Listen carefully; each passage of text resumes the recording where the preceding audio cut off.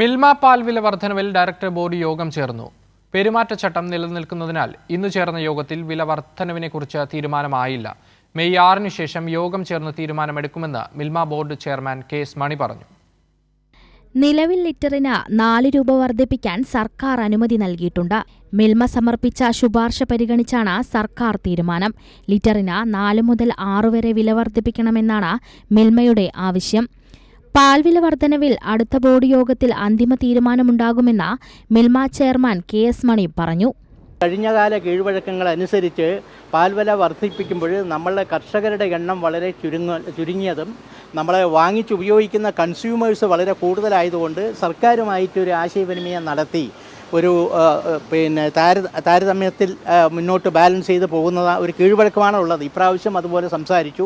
വർധനവിന് അംഗീകാരം നമുക്ക് മുന്നോട്ട് പോകുന്നതിന് അവർ സമ്മതം നൽകിയിട്ടുണ്ട്. ഇനിയിപ്പോൾ പെരുമാറ്റച്ചട്ടം ഉള്ളതുകൊണ്ട് അത് കഴിഞ്ഞ് നമ്മൾ പാൽവില വർധനവിൻ്റെ തീരുമാനം അടുത്ത ബോർഡിൽ തന്നെ അത് എടുക്കും എന്നുള്ള നിലപാട് എടുത്തുകൊണ്ടാണ് ഇപ്പോൾ മുന്നോട്ട് പോകുന്നത്. പെരുമാറ്റച്ചട്ടം നിലനിൽക്കുന്നതിനാൽ തെരഞ്ഞെടുപ്പ് കമ്മീഷന്റെ അടക്കം അനുമതി വില വർധനവിൽ മിൽമ തേടിയിട്ടുണ്ട്.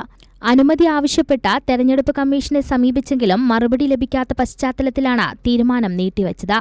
കഴിഞ്ഞ 3 വർഷത്തിനിടയിൽ വില വർദ്ധിച്ചില്ലെന്നും കർഷകരെ സഹായിക്കാനാണ് വില വർധനവെന്നുമാണ് മിൽമ നൽകുന്ന വിശദീകരണം.